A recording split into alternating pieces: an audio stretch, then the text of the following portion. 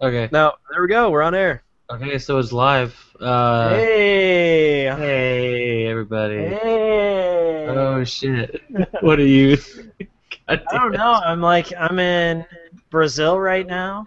I'm visiting my Mayan ancestors. I don't know. I don't think that's So, do Brazil, I just have dude. to, like, This is pretty uh, much Brazil. use draw so I can draw on you? So, do I just have to, like, click on whoever's talking to make them the main? No, it's whoever's talking will pop up. Yeah. Okay. I'm bringing there up we go. the... What's it Yeah, I had right to click now? on myself again, and then it automatically goes to that. Right. Nice. So, okay, so when does it...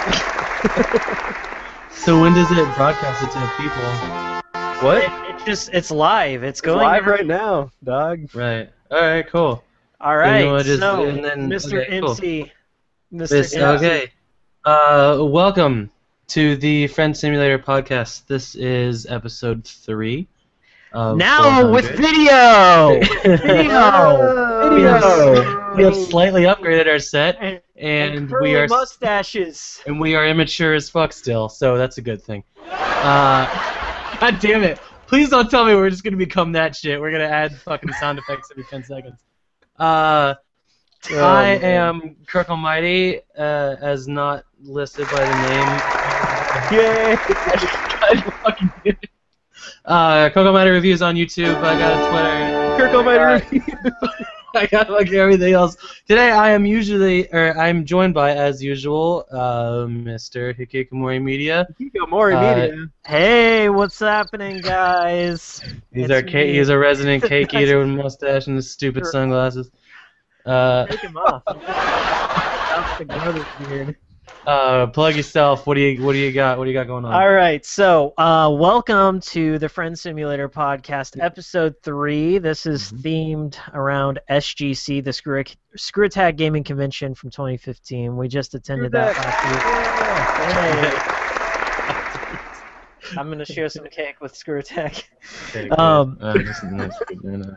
My name is Miles. I am the owner and sole operator of Hikikomori Media. And you can find me on my YouTube channel, Hikikomori Media, and on my Twitter handle, Hikikomori Media, and then I guess now on Google Plus, Hikikomori Media. I'm not too jazzed about that, but it is what it is. You know, like I get cool backgrounds, and I can be somebody. It's like a second life. I can be who I wanted to be all along.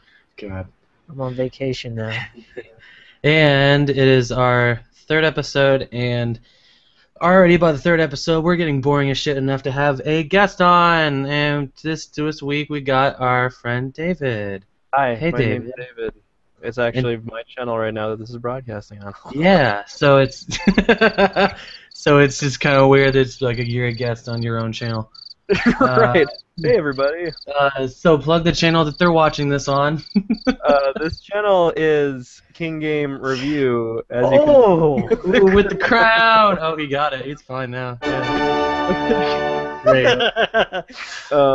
Yeah. Maybe something to fit in. I do play random games. I guess you try to find the weird stuff, but sometimes I don't. Yeah. Yeah. Such is life. So yeah. King Game Review on youtube.com/KingDavid73, Awesome. twitter.com/KingDavid73, Mm-hmm. .com/KingDavid. So what we went to we drove 8 hours to a thing a couple weeks ago. Where'd we go, Miles? Well, we went to Frisco, Texas, which is about 30 miles north of Dallas, where we stayed last year. But yeah, we drove on down there about 8 hours. Had some interesting things happen along the way. Mm-hmm. Most importantly, whenever we stopped for lunch and gas. Yeah, So- the McDonald's ran out of fucking water. Right. After we already ordered our food and sat down, they started locking us in like we had fucking Ebola or some shit. It looked like it was like Yeah. Resident Evil 2, like whenever Yeah. you can lower the shutters. Yeah. But I've never had that happen before, and I've never eaten at a gas station McDonald's. Like I didn't want to eat there just because like all the employees looked inbred, and Right. nothing against inbred people. But Well, there you go. Truth is out. whenever we were sitting down to eat, they closed these metal shutters, and Nobody fucking moved. they didn't explain it to us until we asked. Usually, you should say, "Okay, we're gonna close the shutters because we're out of water." Then they're like, "Oh yeah, we're out of water," and then We're locking you in. yeah, we're locking you in. And then there were people on the gas station side trying to get in, and they were just like really pissed off. Mhm. And I was just like, I felt kind of superior, like, hey, it's like one of those parties that a restaurant caters, and then we're just VIP at the gas station McDonald's in Oklahoma. But I just don't think it wasn't exactly a good sign to start off a vacation on. Yeah, those were midway through the desolate wasteland of Oklahoma. I'm sure there's other places in Oklahoma that are populated and actually open. Yeah, every single place we drove through was like fucking Fallout. It was like everywhere was boarded up and fucking out of service. It was really, really weird. It is. It's so like you go through Oklahoma and it's a straight drive-through, wasted potential, dilapidated buildings. Mhm. Like I live in a community wherever if my lawn gets a little too high, or if I don't mow it enough, I get a citation.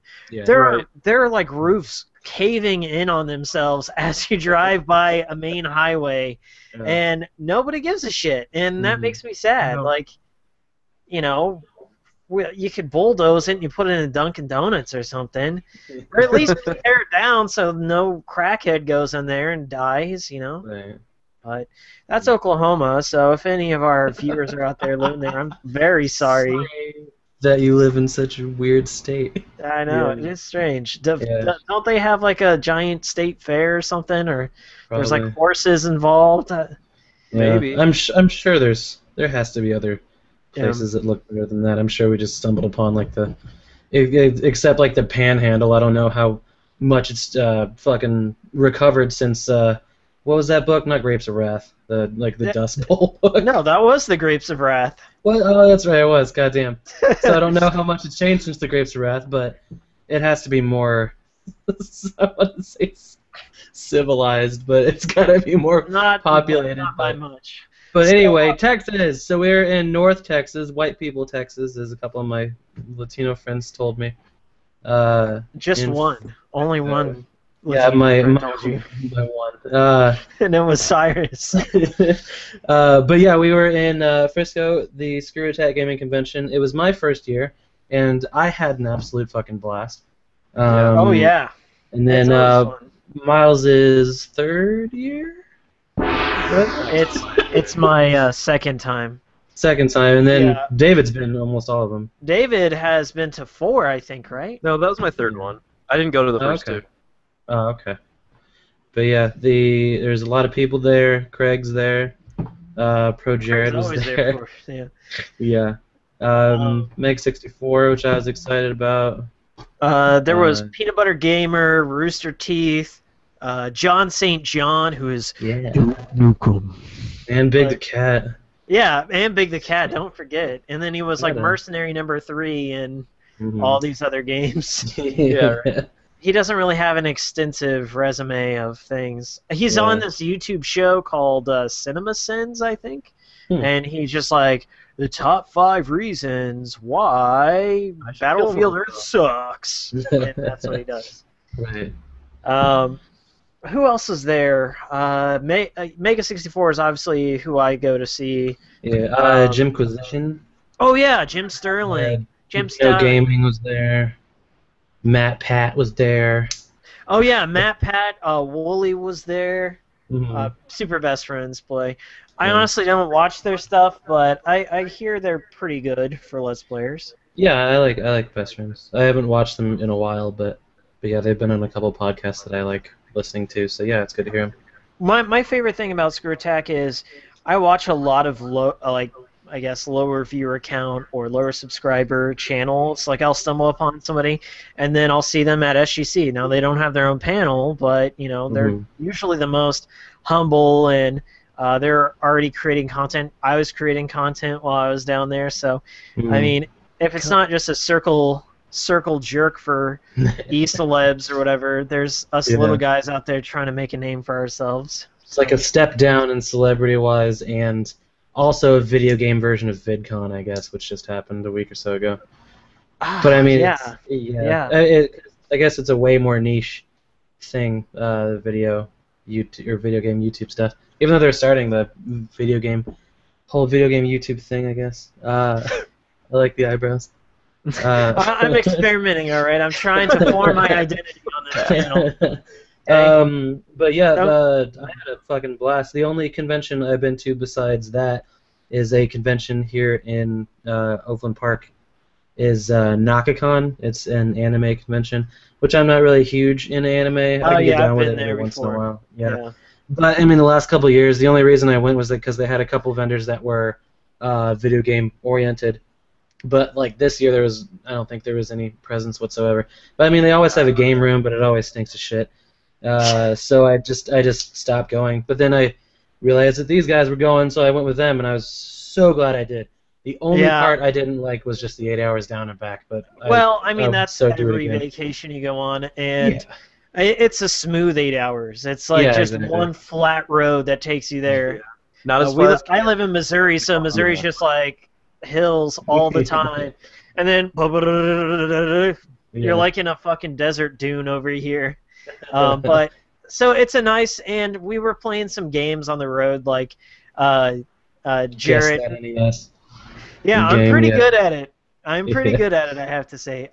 Jarrett has a emulator on his PSP that has a bunch of NES titles on there. And basically, he plugged it up to the auxiliary of David's speakers, and then he would play like a song or two from a game, and then I'd have like 3 guesses, and I mostly got them right. And then we started upgrading the Super Nintendo and Genesis, so that was a lot of fun. Yeah, it was really cool. And then otherwise, just both of us listening to podcasts or just knocked ourselves out the rest of the way. I know on the way back I was sleeping most of the fucking time. Yeah. Taking pictures of each other sleeping. We started that war. Yeah. Well, you started it. Yeah, I did start it. Where did Dave? Did he just quit the podcast? Where'd he go? Oh, there he is. Come back, David. I will never come back. It's your channel. I expect to see you. No one expects anything. What's being drawn? Right. So let's see. We stayed at the Embassy Suites in Frisco, where the convention was. Fucking gorgeous hotel. Get that dick off my face. Where is it? I can erase it from there. Yeah. God damn it. We are a professional podcast. I'm Perez Hilting this. God damn it. I'm gonna stop it. I'm gonna fucking remain adamant about it. I can't fucking.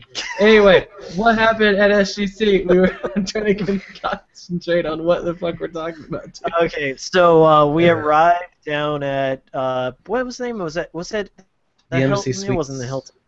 Embassy Suites. In Frisco on Thursday night.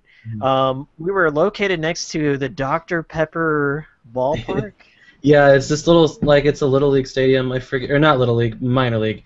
But I forget what the team name was. But yeah, they had games going on. We couldn't open our windows because we were on the fucking 12th fucking floor. But yeah, they had games going on every night. It looked kind of cool. Yeah. But yeah, mouth off me. We are a professional podcast. We can't be doing this. No, this is the most professional thing to do. But yeah, they by Thursday night they had a couple of the cabinets set up in the arcade section. It was decent, but they had the rest of them. The rest of them set up the next couple of days. I'm leaving that one. Yeah, I love it. God damn it! We gotta get back on track. We're on track. Okay. This is the only track. So what did they have? They had not Dino Crisis, Time Trigger, Dino Crisis. It was like Nightmare Busters. Yeah, they had Beast Busters. They had Moo Mesa. I wasn't paying attention. They had, the arcade. We're talking about the arcade section. The arcade existed. They had Moo Mesa. They had Fighting Pinocchio. Which David is a speedrunner at. The game has like one button though, so. Yeah, it's a tight game though. But yeah, they had shit in arcade and stuff. The vendor room, which I spent way too much money on. Oh my god. The console room, which was kind of cool. They had a So 3DO and a fucking. the arcade shit. was one of my favorite. It's always the highlight of SGC because they have console, not only consoles, but they also have like giant arcade setups from all eras, from like the 70s on up to now. And Right. they had the DDR machine and like a bunch of like awesome fighting games like Soul Calibur and Marvel, and you couldn't even get near those machines like during the time because there was like a line, and there was also a fighting game tournament going on too, so people were probably practicing. But it's always good because like you have nostalgic memories. Like I like the Simpsons arcade machine, and they Yeah. had that, so we played a little bit of that there. Mhm. And it was that was fun. But we had a console gaming room which had every system you can think of. And Yeah. Alienware was sponsoring it, so there was like this big Hummer. They're having a Counter-Strike tournament too. Yeah, I saw that. And David just tried to walk in and sit the fuck down, and they were like, Yeah. "No, dude, we're in a $3,000 tournament. Get out." He's like, Yeah. "Dude, fuck you guys, then." Yeah.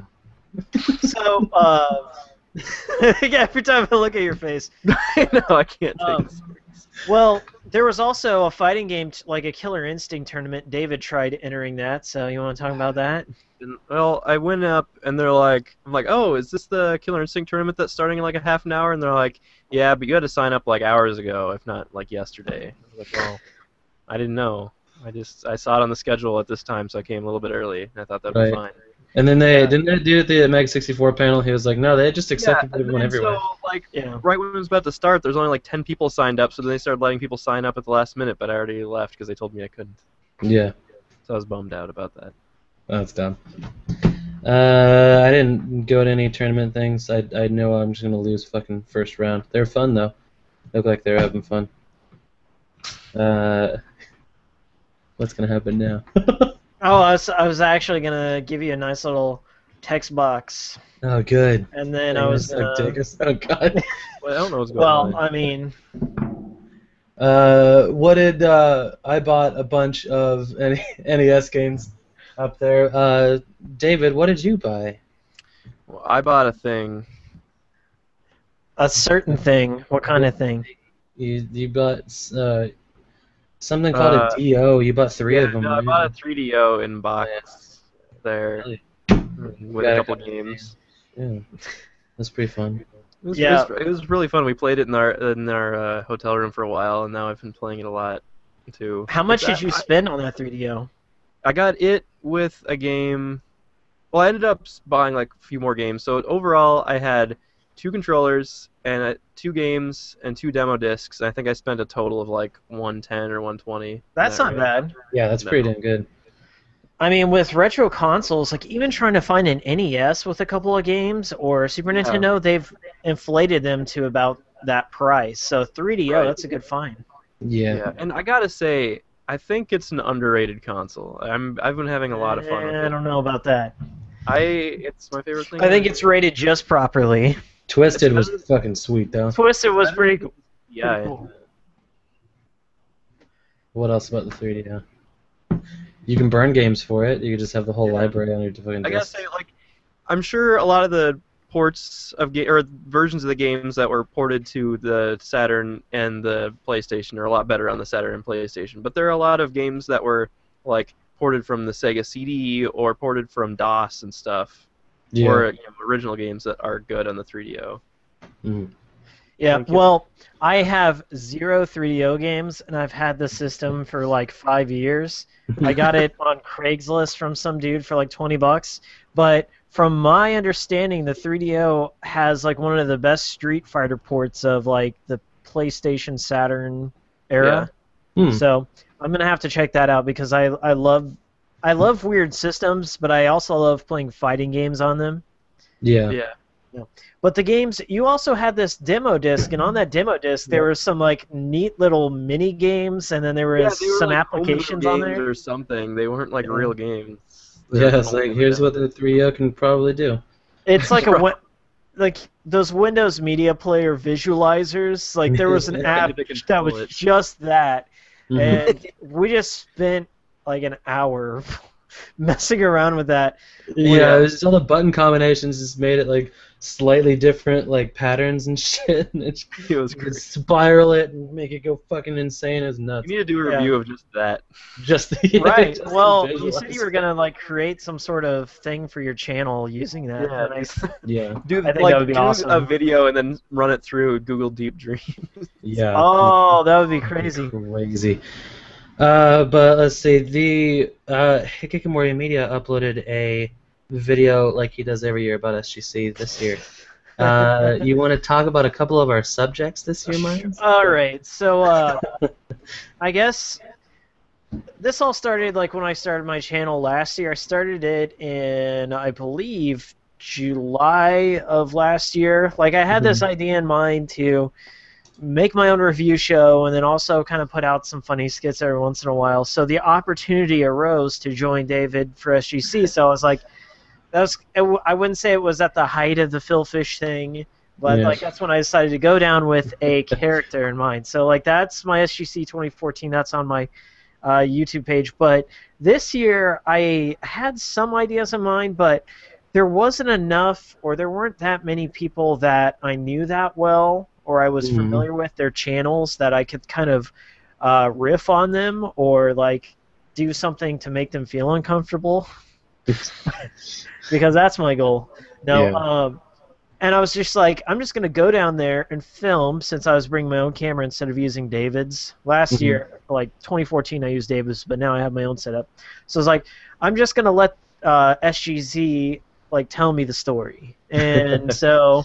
That's kind of what happened. So, to explain, I got a lot of footage, and like that video is 29 minutes long, and I cut out a bunch, just because like I couldn't either make it work, or it wasn't funny, or it was only funny to me. Like I test this stuff out. I show people like, okay, what do you think about this, or what do you think about this? Should I keep this? You know. So. I guess that video starts out with a bunch of dancing just because I had some dancing in SGC, and I was like, I'll just get that out of the way. Around Saturday night, everyone was dancing, and they were having a good time. But it was like Friday was when I got the bulk of my footage because there was the first dude was this dude in the Pikachu hat, and I just aptly named him Pikachu hat. He was great. He was this dude who was just nervously pacing around and shuffling his feet and playing DS and like waiting for the doors to open. But like he started like, I don't know, circling and doing all this stuff, and then like Jarrett walks over to him, starts playing DS, and I was like, oh, I thought we were getting something going because I saw another person pull out their DS. And so I was like, okay, maybe I'll make him the subject, right? And for the most part, it didn't pan out too well for him. And that was up until there was this second dude, Scarf guy. Oh, God. And how that started off was Jared and I were just sitting down in a hall, and this guy, he's wearing this, he was running around like Sonic. And he was just going, oh no no no no no no no no no no no no, like I'm not even exaggerating. And he had this yellow scarf on, and he just looked like a giant overweight kid. Yeah, he was probably in his 20s, but he just looked like a giant overweight kid. Yeah. And he comes over and he just rubs on Jared's leg. And then not that. Like, he runs over and like his hand kind of slaps mine as his hand slaps my knee as he's like running by. So he reached out for you, dude. It wasn't anything like an accident. He reached out for you. And he brushed against my leg and his butt's fucking ran down the fucking hallway. Yeah, like some insane Superman. It was weird. And then I was like, there it is. I need to see where he's gonna go. Yeah, you sprung into action. That was weird. Because we were both sitting and just kind of waiting for stuff, and he was like, okay, I'll be right back. And he just fucking runs after him. Well, I figured this dude's gonna do something that's gonna get him kicked out. So I was Yeah. like, I'll just kind of follow him around a long time, and I did. But like I think he got on to me at one point, and like you can see it whenever he is playing the angry video game nerd game. Like he looks over his shoulder, he just darts, and I was like, fuck. And so I just Yeah, he was catching on to you at some point. I backed up, but when I backed up, he went over to Funimation, and that's where he went. He went to go buy anime and fill his backpack with anime. So, like, I got a little bit of that, but anyway, like, when I was following him around, I just saw him just touch shit, like rub his hands like gently, like Yeah, it was on things sensual that just rubbing. like. And then Jarrett caught him. I wish I got this footage, but Jarrett caught him like eating chili cheese fries with his bare hands. Yeah, I was on my way out of the vendor room, and this motherfucker comes lumbering in like a golem, and he's holding like the basket of chili fries, and he has a scarf on. It's almost dragging into the fucking chili, and he's grabbing with his bare hands and just Amazing. manhandling chili fries. And instantly, I was like, "Where the fuck is Miles? I know. I need this shit now." But I couldn't find you like 20 minutes after that. SGC is like one of those things. Like there's so many little stories happening everywhere and weird things. And Like the luckily, hype train. luckily I stumbled on at least 5 good stories. Yeah. So there was also, I guess, the featured part of my video was the hype train, of course. And then I decided to create, because Jarrett and I haven't created a skit together in a while. Yeah, I always love being a part of Hikikomori skirts. So I wanted to like sandwich that in and like have somebody whose life was deeply touched by the hype train as saving grace. I don't know. It just kind of, we threw shit together. Like we were watching the Disney Channel, and if you don't know, the character's name is Dog Ravi. Dog Ravi. And we got that from Dog with a Blog. And Which then was, there was some characters or some actor's name was Ravi, and there was like Dog Ravi. So yeah, I was like, fuck it, Dog Ravi. And now at this point, I am 2 for 2 on skits. I have been in Hikikomori media where I've killed myself. So there. It won't be your last. I want to make that our running gag where you just end up dying. A motif. Thing. Yeah. So anyway, I was walking by this giant beanbag. There's like this beanbag like powwow that Sumo was sponsoring. So like obviously I would never sit in those because everyone was just soaking up their butt juices into those disgusting. and laying down and just like feeling on each other. Yeah. And then, so like I was coming out of the console game room, and there were these dudes who were just fucking screaming, just like, "Hype train!" And then, like, immediately when I saw the dude with the V for Vendetta mask, like the anonymous mask, I was like, "There's my story." These guys, yeah. I'm following them, and like the guy, I don't want to out myself here, but I've been on 4chan since like 2005. I'm pretty deep with my memes and my internet or my V culture. So obviously I was gonna like my intention was to grill him and like put him to the test because obviously this kid was like 16 or something. He didn't know what he was doing. So he had 2 anime wall scrolls over his shoulder like a sword. I was like, this is perfect. I love this guy. But my favorite out of that group, like there was like this dude with a cake hat, and I call him Cake Boss. And like he was just like jacked on memes. Like he was so high energy, and he was constantly dancing and shouting shit out, and he was just like, "You won't, mate, you cheeky scrub!" Like just getting in my face, and I was like, "Yeah, give me that energy." He just starts like dancing and doing weird shit, and I was like, "This is my favorite guy that I've met so far." But anyway, I followed them around, and Mega 64. My goal was to like mess with them a little bit. Yeah. Derek was gone here.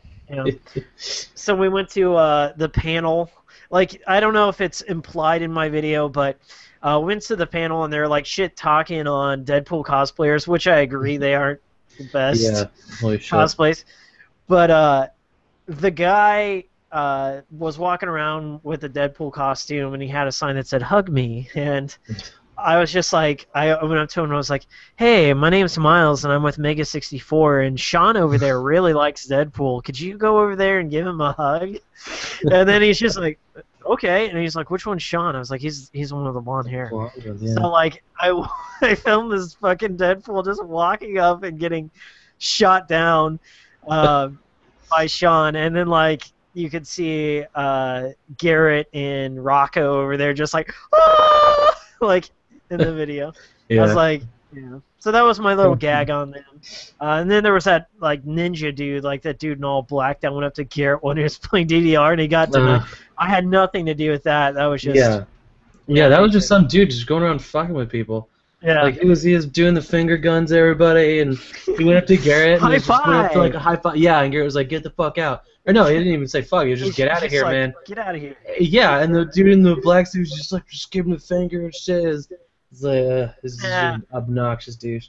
There was some other like weird dudes or weird things that I didn't get on film, but like we met some good people though. It wasn't just like a convention of weirdos, even though that does draw in that crowd. It's just well, we made some good friends. We actually met a couple other YouTubers in a sauna. Ebon Cast, he's cool. Ebon Cast, he's a budding YouTuber. I hope he actually uploads some stuff because I've been looking for that dude. So if Ebon Cast ever starts something, I'm gonna definitely promote him. Yeah. But there was also that couple in the sauna. So Jared and I think it was Thursday night. Yeah, no, it was the first night. Yeah, it was Thursday night, and I was just like, let's go for a swim because there's not like they closed down the arcade early. Yeah. So we go for a swim, and then like we were like, there's a hot tub like right over there. And so we're like, hey, let's hop in the hot tub. And then so we're just in there with this couple in their third wheel. Oh God, yeah. And this guy and his girlfriend was just he was almost knuckle deep. It was so fucking ridiculous. Because they were straight up like making He was about to make her a puppet. Oh God! And it's like the other, like their friend that was with him was like, we were just talking to him and staring at him. We were talking about like PlanetSide 2 and WoW and shit. And then the couple is like not even 2 feet from Miles, and just like they're just almost going at it. And we're like, yeah, PlanetSide 2 is pretty cool, and yeah, Miles' girlfriend plays WoW a lot, so we're just trying to focus on that. No, she doesn't. I thought never mind. No, Katie plays WoW. That's right. That's her. That's what I was thinking. No, we were just shooting the shit about MMOs and their third wheel. I call him third wheel because he was just sitting there, like trying to not focus on his friends, like yeah. In or something. Like he was talking about Destiny and he was all hyped about it. I was like, man, I wish David was here because this dude and David would get along. Yeah, so then like they kept on like Jared and I had mentioned like, yeah, we're gonna go check out the sauna. So the like couple joins us there, and then so like this dude's girlfriend's like laying straight down and good. Yeah, like he's just like rubbing on her and stuff, and then so. That's when we meet Ebon Cast, because Ebon Cast like just shows up in there in full clothing. Like yeah. we're all like shirtless and in our like swim trunks and stuff, just sitting in the sauna. And then Ebon Cast walks in a t-shirt and jeans and shoes. He's like, "What's up, guys? I'm a budding YouTuber," and he sits down with us in the sauna. Nice. And then we talked about like him and his channel and stuff. So yeah, you can make a lot of weird acquaintances just by trying out weird stuff like that. But so David, let's talk about your experience. What did you do down in Texas that you enjoyed? Or the convention. What did I do? I enjoyed the aquarium. Yeah. I enjoyed the art museum. Yeah. I don't know. I feel like this year's SGC was not as great as last. No, like, definitely not. There weren't many cool people there. So just for a frame of reference, in case you guys don't know, SGC 2014. Here is the guest list from my memory. They had Kijin Afune, of course, JonTron. James and Mike from Cinemassacre, aka Angry Video Game Nerd, and Big Dick Mike. Huge cast last year. And then they had like basically the Mega 64 and just all these other cool people were there, like kind of the same like okay stuff, but Kiji and I was there for Angry Video Game Nerd and Kiji. Like that's who I wanted to meet the most. Yeah. And I think the hotel, like the layout was better. Yeah, but there's like a hub area, and this year is like just one hallway. yeah, the amenities Bunch are of better rooms. this year. So like we got free breakfast this year, which was cool. But, Free alcohol every night. Oh, Yeah, good free lord. alcohol. Yeah. So, did you go in? You went to the Mega 64 panel. Is that the only Yeah, that panel was the you only went to? panel I went to this year. I think that was the Yeah. only panel I went to too. I went to the Did You Know Gaming one. I mean, it was decent. People just they had read like Wikipedia articles and exactly. No, they just did a like a quiz that people came up and answered, and they gave whoever answered everything right cookie butter. And then Ooh, they just aired I love cookie butter. yeah, cookie butter's pretty tight. But then they aired just an episode that they were gonna release on YouTube the next day. Oh, It was okay. just, Did You Know for TF2? It was cool. A But lot yeah, of I mean- YouTubers did that too. Like I noticed in Yeah. my like feed, like even though they were at SGC, they were setting it up. So constant stream of content there. Yeah, like I know Pro Jared already had something set up. Yeah, and- he had a Mega Man video or Yeah. something, so that was pretty neat. I yeah. don't know. Yeah, Mega 64 by far was so fucking entertaining. They just- had this hilarious like, so they did. If you didn't know, Nintendo had the World Championships for E3, and Yeah. Mega 64 directed the announcement video, right? And they directed it with Nintendo of America President Reggie Fils-Aimé, and he goes through this training montage like Rocky, like getting ready because he's gonna compete, and they filmed 3 endings for it, and they showed the other 2 endings that they weren't allowed, like Nintendo wouldn't allow them to post this ending or whatever, and one of them was like an Are You Afraid of the Dark ending, and I just lost my mind after I Yeah, saw it because that's fucking I can't great. explain it just because it's really funny, and if you ever see them at a convention, they'll probably show it. Mhm. Holy shit. They're always high energy. The downside was that David and I's friend, Derek Acosta, Oh yeah. he wasn't there this year, which is a bummer because we actually made friends with him last year. I made friends with him on the dance floor. David got drunk with him and almost in a fight with some dude. Yeah. So maybe next year we'll run into him and get to chill a little bit, and we'll do some cross promo. Maybe. Yeah, I'm always excited. I mean, just seeing the Mega 64 guys was cool. But yeah, like Miles is saying, they have such high energy, and yeah, it was cool to see them like live. But yeah, I would have loved to see Derek. He was one of my favorite guys from the channel. But I did that's film fine. I did film him for my SGC video. yeah, Right, too yeah, much. yeah, You were yes. too much for him. The other guy. Yeah. There's yeah. this No, he dude was that kind of looked like Derek. him Just and like a Mike tiny Matei. bit, Mike and he Matei had a Hello was Kitty there. Band-Aid. I'm like, yes. So Mike Matei was there too. You got a promo Mike from Mike. Matei was there, Yeah. and Hideo Kojima. Yeah. Wow. All of them were super friendly, by the way. Yeah, they were When I great. asked them. It looks I was younger like, than I thought. Yeah. much younger. Super young. So I enjoyed going, even though I didn't go to the panels. Like I've watched Gymquisition for years, I just didn't feel like going. Like I'm not a huge fan of lines, and they had this bullshit thing like VIP lines. So there was like 2 lines. Oh, There's yeah. a VIP line, which was super fucking long because everyone bought VIP, and then there was the general population. And so like Yeah, VIP was a much bigger deal this year. Like there were certain Yeah. areas only VIP members could go and stuff. I remember after I went to like 5 panels last year, and you could sit outside a panel room that you're going to go to. Like, so you go to a panel, leave a bit early before they dismiss, and then sit outside, and you could do that. Now they had all these fucking Nazis out there saying, oh, no, you need to get behind this line, or you got to be a VIP to do this and that. Yeah. And so it felt more like a kind of a corporate type of deal. There's like certain areas there's like VIPs only. Like there's a certain like area where you could, I don't know. They just had There's a like, VIP stuff. party room. Yeah. So I might upgrade. I mean, I think it was like 20 extra bucks. I might do it next Yeah, year just to get some extra footage. Yeah. I don't But know. yeah, we conned our way into the Meg 64 thing. Like you just Oh, yeah. kind of weaseled your way in. You're just like, I'm a reporter, and I did that. Like I That's had my hilarious. camera on, and my camera has the boom mic on it. Yeah. And then it worked sometime, but I almost got up onto the catwalk of the main stage. I was working my way up there, and like I was up to the top platform, and the guy's just like, "Hey, what are you doing up there?" I was like, "Oh, I'm just gonna get a few snaps here. I'm a journalist." And he's just like, "Do you got your press badge?" And I was like, "Oh no." No. But I do have a website now, so I guess I can get a press pass. So that's. Yeah, that'd be sweet. Let's say the dude or the photographer guy that we met that had a Holy fuck! I hated that guy. Christ. Kept going on talking about the composition, and I really like how I did this thing and how this is composed. And this girl's hot, but so there's this guy. I'm gonna see if I can draw it. Like we try to get out of this before it happened. So Jared, I'm not gonna draw anything weird on you, okay? Okay. But it's just for the context of this, okay?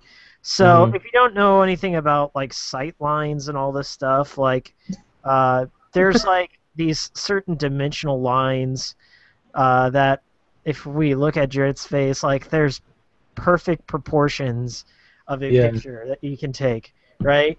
So I got Jared's face in the rule of thirds. Yeah, I got him in the center frame there, right? Got the Fibonacci spiral going.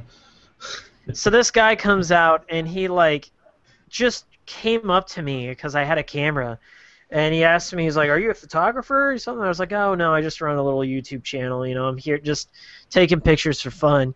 And then it started. Like he started going into his whole like resume of all of his accomplished photos, and he showed almost me all like of his like Facebook pictures, all these albums, pictures. And then he showed me these sight lines here, and that's on Jarrett's face, and just went on and on and on. And I got a little bit of it on camera, but like I only got our crotches in there, so because I wasn't prepared. And this guy had like Earthbound business cards too. Like those were actually pretty fucking cool. Yeah, those were cool, and he had them in all the different flavors. He had like mint, plain peanut butter, strawberry. Yeah, he was like, "Who are you, a grape guy?" And, and then so, like Jarrett makes some awesome excuse and he leaves, and then me and David's sister are just sitting there, just like, oh my god. All I did was just stare out because David was supposed to come up behind us. He was like, he had to do something, and then he was coming down. So I just kind of kept looking towards the elevator, and I was like, "Where's David?" And kind of just wandered over because he was really talking to you because you were the photographer, and I was like, "I'm just." What about that Glands guy at breakfast that one day? Oh, good lord, the abscess guy. Oh god.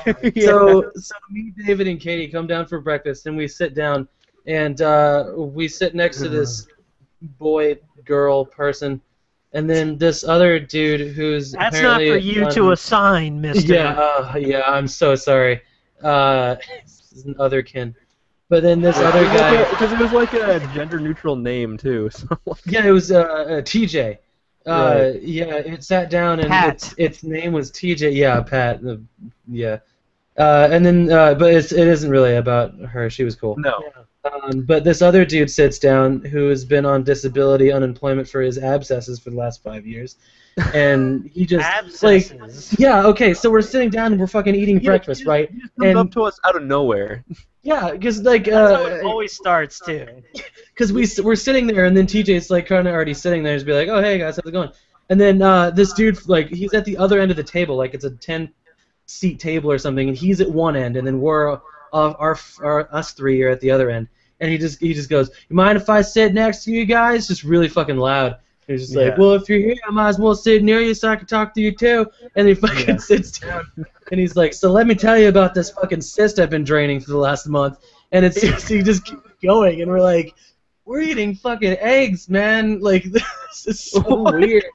We're sitting there just being like, "Yeah, we're just enjoying this fucking breakfast," and he's talking about, "I'm on unemployment, my girlfriend smashed his laptop, and follow me on Twitter." Like, it's so fucking weird. Well, did you? No, we didn't want to. I do. Kept, I don't want to. But there's, I think that was really it. As usual, like, for all of these awkward encounters, I'm usually the first one to leave it. Because I know for this one, you and Katie were sitting down. You can't deal it. You can't deal with it. You can't do it. no, I really can't, because I was like, that was a good omelet, and I just fucking get my plate and fucking peace out. I was always like, look at it from like a Columbine perspective. Like, I'm gonna make friends with him now. Okay, I'm gonna remove myself from the list, and everything's gonna be okay. Just tell him you believe in God, you'll be fine. Oh god, yeah. Oh, get out of here. What else was the balloon guy was cool as hell. Oh my You met god, I him. love Balloon Guy. I wish I I had don't a know photo. what his name is, but if you've seen, he has this viral picture that's been going around for a while. There's a balloon Solid Snake, and it's super cool, really detailed, and I think he's just called the Balloon Guy. I don't even know. But Yeah, he did it's Go, something like that. he did Boo, he did a lot of really cool stuff. But yeah, he was super cool. He kept asking me about memes. And then he went insane. Like, I was coming down from the elevator from our room. Hello? Okay, you still hear me? Yeah. Okay. I was coming down from the elevator of our room, and Balloon Guy had been working all night on building. There was like this big event at SGC, like Superman versus Goku. They have these giant fights between two big characters, right? So he was making a balloon. He already made a balloon Super Saiyan Goku. He made a balloon Majin Buu. And then huge, like fucking 7 feet tall. Humongous. Yeah. And then he was coming down. It was like Saturday morning, and he came off the elevator, and he was lugging around this giant Superman balloon figure, and it was like I was just impressed. And so I was gonna go talk to him, and then all of a sudden he runs into this Dr. Wily cosplayer, and then he just goes into this German tirade at him, like hello Dr. Wily, and how is your morning? Like it just kept going, and I got a little bit of it on my camera. It's on my Instagram. I should post it to my channel, but I was kind of like making balloon stuff. It's called twisting. He's like, I'm gonna be twisting over there later if you want. Yeah. Get your twist on. I'm twisting out, bro. Like, I'm gonna eat some cinnamon twists. I'm gonna twist all night. He was viral.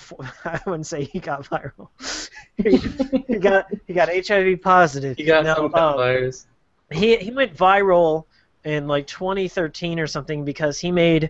If you've ever Google balloon snake or balloon solid snake, and he made this Metal Gear, this really sad-looking solid snake out of balloons, and it's the funniest thing I've ever seen. He's got a great sense of humor about it. So like he knows that some of his balloon figures turn out kind of grotesque and strange, but that makes him that much better. So I'm hoping to run into him next year. There were food trucks there. They're handing out chocolate milk on a 100-degree day. Nesquik represent.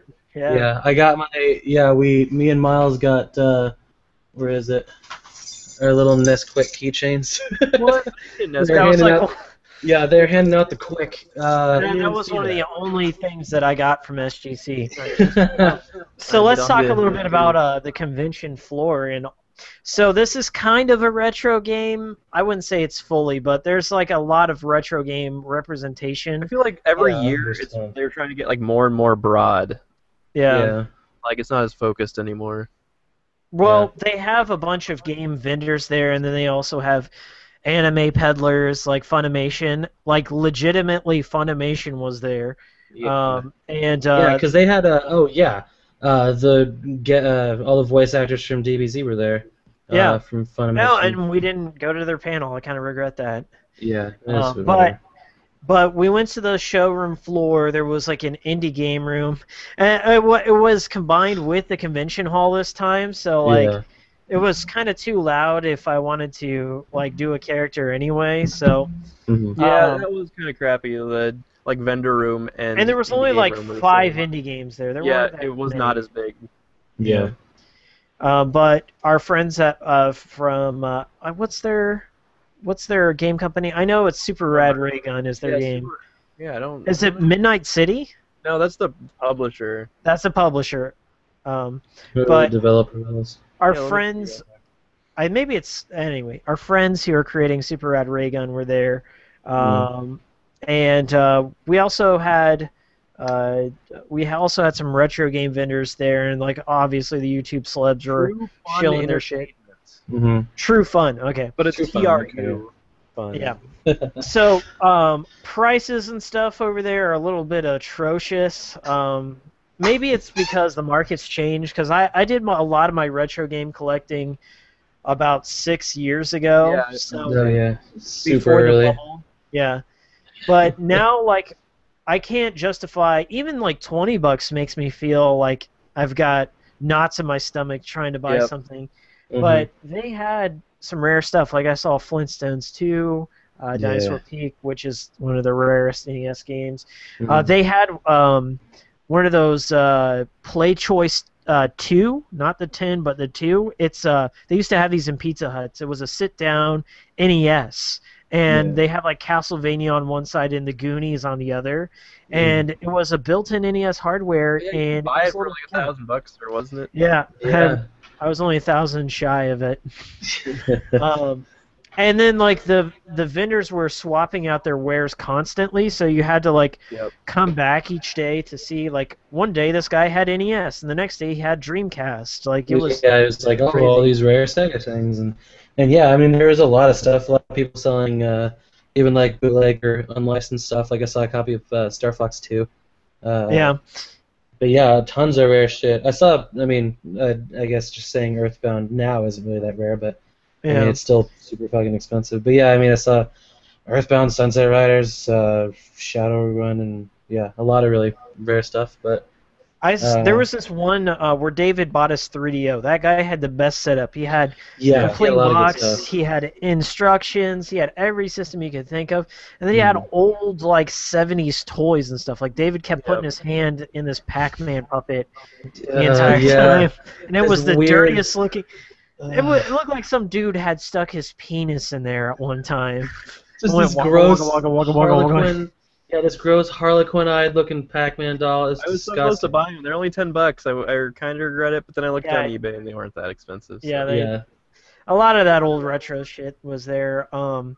But it's Yeah, that was cool. nice because like there aren't any conventions like that up north here in need to start one. Missouri. You need to start our own. Yeah, I kind of That's- I'm definitely on board with that, but I'm kind of one of those guys like, how do I start? After I get started, I can figure it out, but the rest, I don't know. Just have to put out a flyer, invite like 10 people, and rent out like an Elks basement for a day. Right. Elk's basement. Yeah.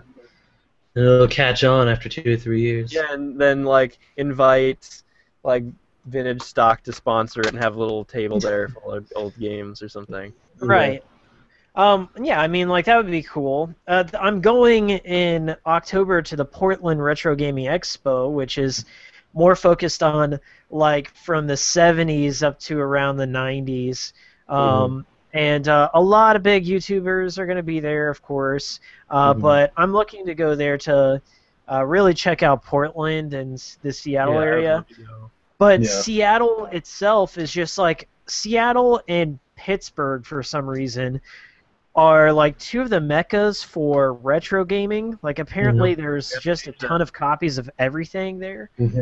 So I just kind of want to go there and see what I can find. And I also have a video in mind. I've kind of done the pre-drafting phase of it. I just need to get some costume pieces, and Great. I got a good new video idea for that. So stay tuned for that. Let's talk about our little elevator encounter. Well, I mean, the John St. John one really didn't do anything. He was just in the elevator with me. Yeah, I saw John St. John. He was actually like walking around the convention most of the time, Yeah, kind of hanging out. yeah, he was cool. Were you talking about Pro Jared in the banana suit? Yeah. Okay, so I have this full body banana suit that I wear. I wear it if I'm rolling next to the preschools and elementary schools and stuff just to entertain. And so I decided to bring it and the horse head mask to the convention because I didn't know which one I wanted to bring. I know I wanted to bring something just to fuck around with. But the horse head mask gets super hot really, really fast. And since we're in Texas in the middle of the fucking summer, I decided not to bring it. Or I decided not to wear it in the convention. It's in the Dog Robbie video, so I'm wearing it there. But yeah, I have this full body banana suit that I like wearing, and it's not. It's what everyone thought. It was either like, oh, it's peanut butter jelly time, or what was the other one people thought? It was just some other meme with a banana. Maybe it was like banana phone or some shit. But it's absolutely not in reference to anything. I just thought, I was like, okay, what'd be a stupid thing to fucking wear? This was like 2 years ago. And I was like, how much are banana suits? So I just went on and fucking bought a banana suit. It's not a reference to anything whatsoever. Right. But so every time like I go out, the entire I go out convention. and fucking wear it, and people are like, "Oh, dude, where's your maracas? Like, do the peanut butter jelly time." And I'm like, "Dude, it's just a fucking banana. Like, stop bothering me." And it We're was just trying to get a banana going. There we go. It's hard. Like, It's like All right, so yeah, everyone stopped Jarrett multiple times from wearing the banana suit, and it's the easiest cosplay in the world, I guess, yeah, because all you have to do is just put on the banana suit. But Yeah. he got stopped. He's like, peanut butter jelly, and I was like, yeah, that's exactly what he's doing. yeah. God damn, He you're will just feeding sing a the song fire. for you. He will Yeah. sing the song for you, and Jarrett's like, no, it won't. No, it won't. And then It's like. so annoying. Then somebody else came up to Jarrett and was just like, I'm a banana, I'm a I banana. don't know what the And fuck he was. apparently that's another YouTube sensation. I was like, yes, that's what he's cosplays as. Oh, God damn it! I'm So ba- annoying. I had no idea what like any of this. Like, oh, that's a reference. Okay, I Yeah. have no fucking clue. Little yeah, did then they everyone's know he like, was in his "No, Doc it's-" Robbie cosplay. Yeah, yeah, they're gonna find that out later. Yeah. But And then yeah, like so that's the. What? I didn't cosplay, but I always want to. It's just that I guess I want to throw something on real There we go. quick and go down there, and I don't want anything that's going to make me really hot, you know. Yeah, exactly. So But yeah, we got in the elevator on our way down one time, and lo and behold, Mr. Pro Jared came into the elevator as we were on, and I was, in full costume, and so he comes in and he's like, "Oh yeah, cool," like fucking snarky, and I am a fan of his stuff. I do like a lot of the stuff he puts out. I think he's really interesting. I like the games he reviews. Shut the fuck up. So I was like, "Hey, big fan." He was like, "Thanks. You going to the panel?" And I guess last year at his panel he handed out NES games yeah, to people who asked I questions. actually went to that, and what he does is if you go to his panel and you ask him a question, he reaches into a box of like shitty games, and then you'll get one from him. Yeah. But it's going to panels in general. Like some of the questions people ask are so just bad. like, I just want, I want to take my lead medicine straight to the forehead. That's always the weird problem, because whenever you see the guests for these, it'd be like, yeah, it's this guy at the panel. So like whenever I saw Pro Jared, I was like, oh cool, yeah, I'll try to check out his panel, but I really want to ask him a question, like what would I ask him? So it's like a weird I balance. got of being nothing like, to say to him. I have nothing yeah, to say to him. like the only things I would be like is like, oh, well, what's your favorite? Like it's always a weird balance that I just ended up not doing anything. Because I didn't know, is be like, okay, I could either ask him something generic that everyone else has asked, or ask Right. him something super specific and sound cringy and autistic as fuck. So it's like I don't want to ask him anything and sound weird. But with the encounter on the elevator, I already ruined my chances because I was on the elevator and he was like, so if you wear the banana suit at the panel, I'm just gonna ignore everybody around you. And I was like, that makes sense. And I was like, alright, so I just got off at whatever floor we were on. I was like, I gotta get out of here. We had intended to go to his panel, but we walked to this mall nearby that had a retro that was game a cool store, mall. and then we got lost in there, and then we're like, oh wait, his panel's going on, and we didn't make it. So Yeah, I was like, it wasn't anything personal. It was just that's how it went. Yeah, but yeah, the mall was ridiculous. It was like within a 4-minute walking distance. It was huge. Yeah, this enormous fucking mall had it was like 3 or 4 stories, but it had like an AMC in it, like a Dave & Buster's, a food court the size of the fucking hotel. It was weird. Oh yeah, it was Yeah, and it had a little like game exchange retro store. That was actually really cool. They had a lot of really cool stuff. They had kind of what I wish like either GameCo or Vintage Stock would have a copy. They had like a couple arcade cabinets in there just sitting there. Yeah. They had like 8 or 10 TVs just with game like eye catches going the whole time, just different systems playing, and yeah, I don't know, this it felt dude like who owned the something. store. He nailed like every single box that you could ever think of, any system. It was just like littering all over the walls, and then he like Yeah, had a Hello Kitty Dreamcast up there, and I was just like, damn, this is actually his game room. Like we're yeah, like stepping into some dude's room. yeah, Um, I kind of regret not buying anything there. Like, see, when I go into another state, I get paranoid. Like, what if an accident happens and I need a bunch of money or whatever? And I'm like very stingy when it comes to collecting. Like, I don't like to yeah. spend way more if I even have an inkling that I can get it on eBay for a little bit cheaper. Hmm. And I'm kind of at the point in my collection where I've kind of gotten everything I wanted. Yeah, Yeah. there's only a few things, like a few gold Yeah. bar, Holy Grail things that I'm still waiting for. What's your Um, holy grail, David? I don't know, man. Probably like Panzer Dragoon Saga. Oh yeah. Oh, okay. Yeah, a complete box one. Yeah, well, I Yeah. mean, even just the game. I just want to play it without emulating it. Right. Mhm. And the Saturn emulator is so rough that Well, it's I have almost one that impossible. actually works really well. It's Yeah. Japanese, but it works like perfectly. Mhm. Yeah. I have Panzer Dragoon Ein and Zwei, but Yeah. I don't Mhm. have Sagas, obviously. I've seen it, but I've never picked it up because Sega was never my thing. Yeah, Right. I've never seen it recently for under like $300. I know, Jeez. it's ridiculous. But good luck with that. I'm sure. I mean, like one day, if it comes down Also to like it, and you really play Snatcher. it. I'd also like a copy of Snatcher. Oh, would you? Yeah. Yeah, I know. That's another game Yeah. I'd like. Mm. Well, speaking of Snatcher, I don't mean to brag, but I got it for $7, Oh man. complete in box with the styrofoam from a local video game store. Yeah. Yeah, and that was 6 years ago, though. Stuff like that they doesn't don't- happen anymore. Well, it's because the reason I blame I this also like is. Musha. Oh yeah, Oh, shit, yeah. So so SGC was super fun, and I guess with collection things we can kind of transfer or segue into David's history of My history? gaming, what he started Oh, with. yeah, and so, his like, going been towards- on to the preface show this- before. Yeah. To preface this, we had recorded episodes 3 of the Friend Simulator last week or week and a half ago, Just 3 weeks Yeah, ago? And, it was like, a week before SGC. and Jarrett had his speakers on, and it had the Hold on, echo I'm and stuff. doing- So I'm doing we could- for it, yeah. So are we gonna demo what it sounds like? There. No. Nice. No, but so what happened was we were recording, and it was really, really good. It was like an in-depth, like it was like an hour and a half podcast, and it was perfect. Like we made like good segues. We were talking about David's past. We actually had good discussion. We actually had a good discussion on a couple subjects.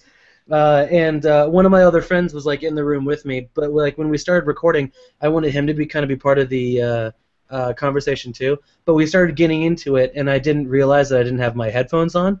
So as I was like reading through or just listening through the podcast before starting to edit it, like I realized that my headphones weren't on, so it was playing through my speakers, so there was a huge echo through like the entire podcast. So it would have been just a really like perfect third episode because we prefaced what we were going to do at SGC, stuff that happened the previous year. Yeah, it was a really good episode, and I fucked up. So so yeah, that It's that okay. prefaces what we are now- getting into. Yeah, and now we have. Let Go me ahead. introduce our friend here. This is King David, David. King Game Reviews. I have known him since middle school, I believe. I didn't like him when I first met him. Great. You're not a fan. I thought he was kind of strange, but I was very strange too, so that's okay. I mean, it was middle school. Who's not straight? No, you were definitely a particular brand of, like David. David would definitely put his hand on your leg and go. I was like, Jesus get Christ. away. Ugh, But I weird. secretly liked it, so now we're friends. As long as you're No. into it, then it's fine. No, actually, David, I started out my YouTube channel, Hikikomori Media, started off on King Game Review. That was Yeah, my you've been on- first. I was looking through some episodes today. You were in like at least maybe 100 episodes. Of Really? All of them were Crazy. action. There's 52 from Action 52. Oh yeah. and Well, then- okay. Look, Yeah. I was looking through things. A video I uploaded today was my 499th video. Oh, Like, congratulations! hey, You're getting up to the big This 500. This stream is over 500. Hey. Well, that's Milestone. great. We're technically the 500th episode. We're Wow. part of history. Yeah. That's So super fucking quiet applause. So what me and Miles kind of went back and forth on what we got started with, our personal video game history, and I think that is like the biggest indicator of what kind of games you get into later is like what yeah, you exactly. had as a kid, and what you have as a kid usually isn't really much your choice. It's just like what your parents No, randomly buy. it's for odds you. and ends, whatever your parents pick you up. Yeah. Or Yeah. friends, whatever they have. Yeah. Right. Exactly. So yeah, from what I've heard, and actually at this point, from what I know, is pretty much the exact opposite from what I did. Because I was all Nintendo, and you were 100% Sega. Well, I was like everything else. Well, okay, I started out with the NES, Mm-hmm. and like apparently my parents had bought it with some of their wedding money, Nice. and they like I had chicken pox when I was 3, and they felt sorry for me because I couldn't play outside, so they brought out the NES and hooked it Oh, up. nice. And they had 3 games at the time, but the first one, Section Z, it broke when I was really little, so I only remember playing it like a couple times. So the main 2 games for NES I played were Metroid and Rygar, Nice. and that's it. Solid games. I would rent games every once in a while. I remember I rented Mega Man 1. I rented Mario 2 and Zelda 2 a few times. Uh-huh. And I played a lot of like Adventures of Lolo, I guess. Oh, yeah. I've Nice. actually have Lolo 2 on my NES right now because Yeah, I love that There's game. Lolo 2 or 3 that I played the most. I don't remember. Right. And then I had a friend who had an NES. I think he had a Game Genie, so we would play like Contra and stuff. Yeah. Yeah. I never had those games. But then soon after that, I got a Genesis and a Game Mhm. Gear. Nice. And I like the Genesis. I only had 3 games. I had Sonic 2, Rocket Knight Adventures, and Alien 3. And then I had love quite a Rocket few Knight. games. Yeah, I love that game. Alien 3 is an odd choice, but Well, I I definitely remember think- the reason. I got it like years later, like a couple years after I got the Genesis. I was at some like weird flea market thing with my grandma, and she said she'd buy me a game, and I felt kind of guilty, so I picked the cheapest game they had there, which was Alien 3. The nice. cheapest game I found first was Street Fighter 2 Championship Edition, which I loved. I rented that game like 1,000 times. And I'm like, Okay. yes, I'm finally gonna get this. But then I found Alien 3 for like $3, so I picked that. Nice. And then for the Game Gear, I had quite a few like random games for that. Maybe I had like Mhm. 10 games for that. Because they were probably cheaper, so that's what my parents bought me instead of console games. They'd buy me Game Gear games. Nice. And then I moved to Kansas City, and sometime in the late 90s, I'd started playing more PC games like Diablo and StarCraft and stuff, and Half-Life. But for my 10th birthday, I got a PlayStation. And Nice. I got Mega Man X4 and Crash Bandicoot 2 in the demo disc. Nice. then- That's a good. I got the Yeah. I got the Crash Bandicoot demo disc. I think it was the interactive. There was an interactive sampler CD that came with my PlayStation. It had like Mine- Tekken 2 on it and Parappa the mine Rapper. mine had Parappa and like Fighting Force Nice. and Intelligent Cube. And I don't remember what else. But so I started like getting more into games that were actually games, not just platformers and stuff, because that's all I really played was platformers and action Right. platformers and stuff. And then so like Metal Gear Solid came out, and I was like, whoa, video games can be like movies. And then my friend let me borrow Final Fantasy VII, and I was like, whoa, there's games with stories. So I had no Nice. idea like stories could be even in a video game. Right. Like, Well, I mean, Final Fantasy VII's everyone's kind of like entry point, for a lot of people's entry point into RPGs in like general. I had never even heard of an RPG before I played Final Fantasy VII. I didn't even know the genre existed. That's crazy. Yeah, I think Metal Gear was like the biggest like wow moment as far as Yeah. stories were concerned because it was voice acted and it was cinematic and That was great. I typically didn't play games like violent gun types of games because they didn't interest me too much until Metal Gear hit the scene. But Final Fantasy VII is just one of those, I guess, once in a lifetime games. I guess it's twice now, but it's one of those games that was a product of its generation. I feel like this remake, no matter how good the final product is going to end up, it's never going to live up to the hype. Or there's not.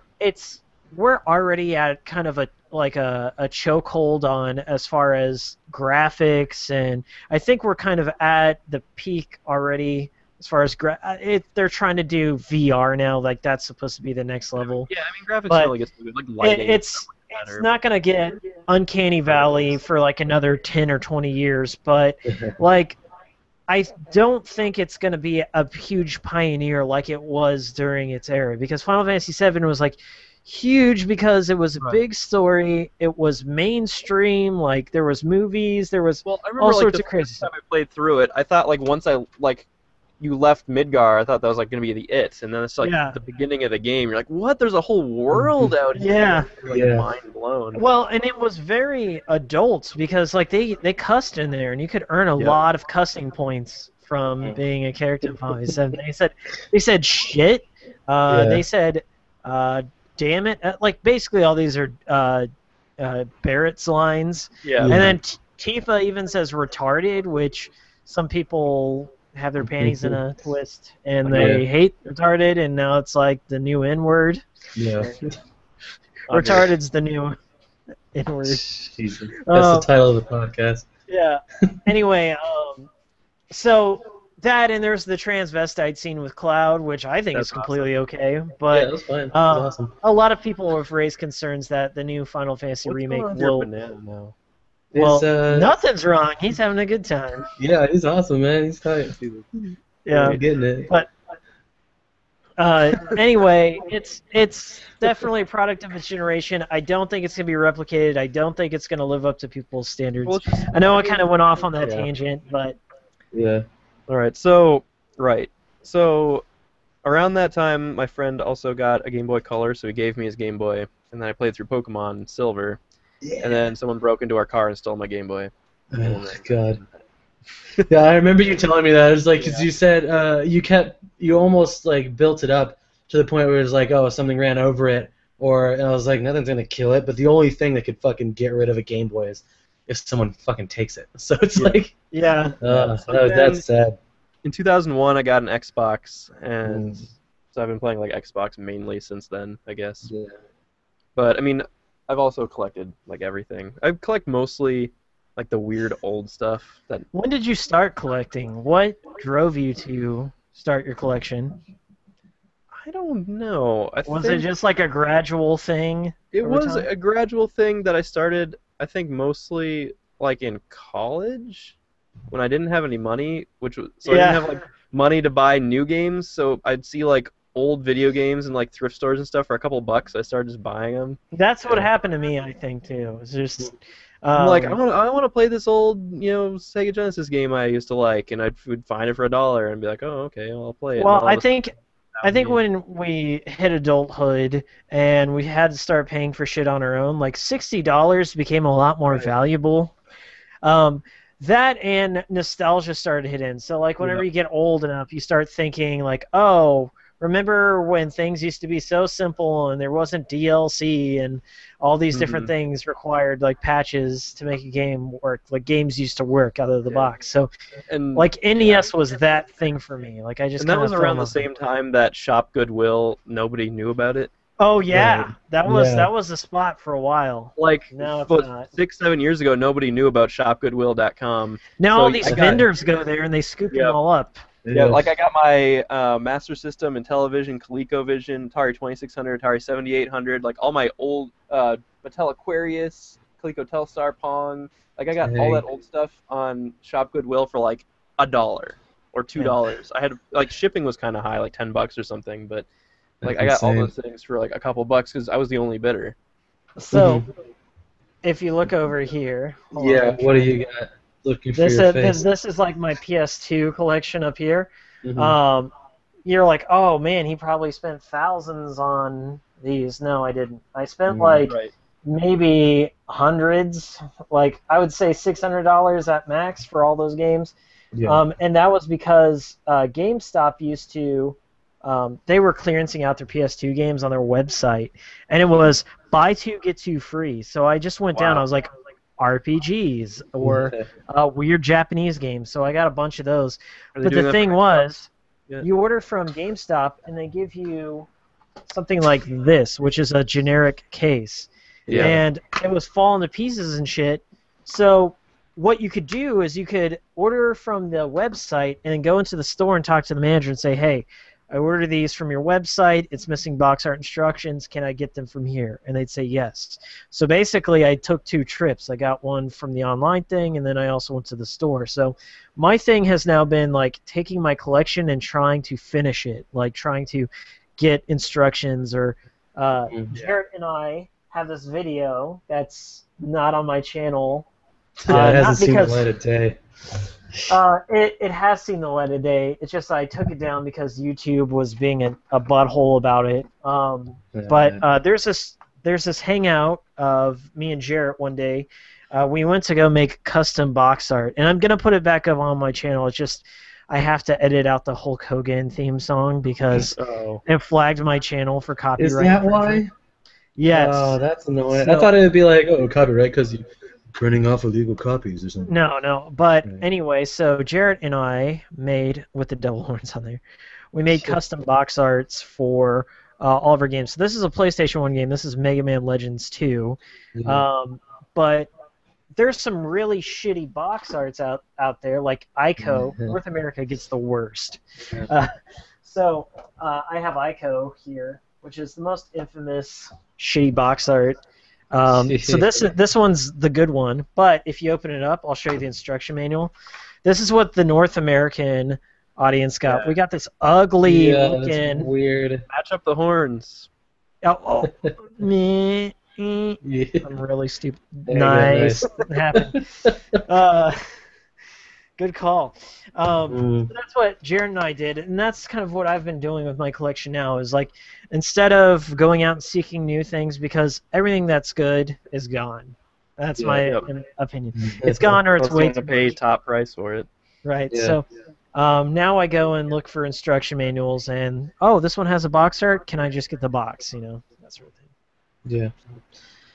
That's always good. So let's talk about your channel, David. Okay. Yeah. What have you done over the years on your channel? What are some of the highlights? What are some of the struggles? Where are you going next? Your bread can. I don't know, man. What are you doing right now, man? So, what I'm doing right now, I started a new thing called Games World, which is a monthly gaming book club, where we assign games and people play them, and then we come back and talk about them. Right. That started fairly recently. We're only on our 2nd game now, which is Fallout. Yeah. So I've been doing a little Fallout Let's Play, but I started the channel, I guess, early 2006, maybe summer 2006, I guess, because I got a video camera, handy cam, for my high school graduation present. I remember that little camera. I thought it was just thing. We would just hang out doing stupid stuff and recording it, when you quit from Little Caesars and and you would dance around like a maniac, and then Ryan made random music for it. We did a lot of weird things. They're still on my channel. Most of them are unlisted or private videos, but they're still up somewhere. Yeah. And then, when I got to college, I started recording random glitches that would happen. And then a couple of them got 10,000 views, and I was like, oh, well, maybe I should do this. And then my first actual review was 2 Worlds, and I made the video in the movies, the game called The Movies. Yeah. And it was 2 Worlds: The Chronicles of Mr. Guyface. Nice. And it was a stupid video. And then I uploaded. I love it. I love his movies. He's talking about the movies, and the game's called The Movies. It's made by Maxis. Maxis makes The Sims and SimCities. And was it Lionhead? It was Lionhead. Okay, so Lionhead, is that the same one that made Black and White? Black and White, yep. Okay then.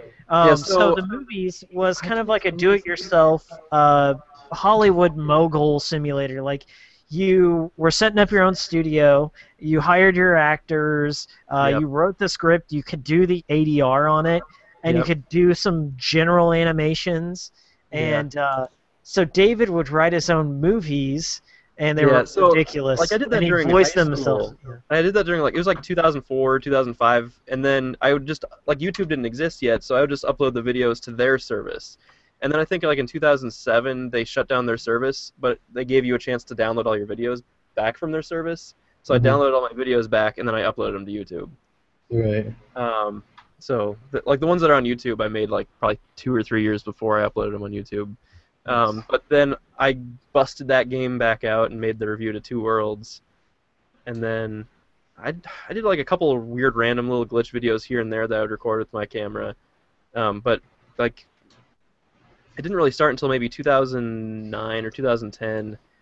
I randomly got a like USB capture device thing for like $5 on eBay, and I already had like a decent little collection of like Genesis and PlayStation 1 games.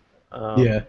And my friend Brendan would come over, and we'd just play fighting games. And I called it David versus Brendan was the name of the show. Nice. And every episode we just play a different fighting game. And then eventually it was David versus because I'd have other people on it. So David versus has 50 episodes. That's Nice. 49 episodes. Yeah, I think I was on a couple of those. Yeah, it says We 49 played episodes. So Zero I just- Divide, right, and then I would just Cosmic record with my Carnage. webcam.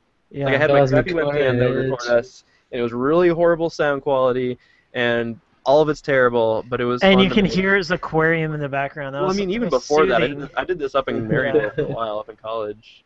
I thought it was cool though because like I had watched YouTube generally like for Angry Video Game Nerd and Screw Attack stuff Yeah. back in the day, but Dave was the first person I knew that had his own YouTube channel, and he started really early. Like it's almost been 10 years. Oh yeah, when and I started, it's been about 10, yeah, it's been over 10 years since I started my channel. Yeah. Nice. Like I think And, I uploaded my first thing like June 2005 or something. No, 2006. You're right. It was 2006. Never mind. That's how like David and I started hanging out more and stuff was that because like he had established he was collecting games and I was collecting games and then he had this YouTube thing so he's like yeah I'm gonna do a review show and the first review that he created an official King Game review. Oh yeah. His first one was like a really crappy capture of Alex Kidd. Really bad. Really bad. And then he just kind of like played gameplay footage and he just like yeah, in this game, Alex Kidd can, punch things. And then there was a dog, like, and then David just takes out a stick and then she's like, like and then I don't think that happened. That did not happen. But then he was just like, it was like very cool, and he made his own little animated intro, and it was just like, he took it out now. He's got a different one. It was like, and like they would stack on top of each other. King Gamer.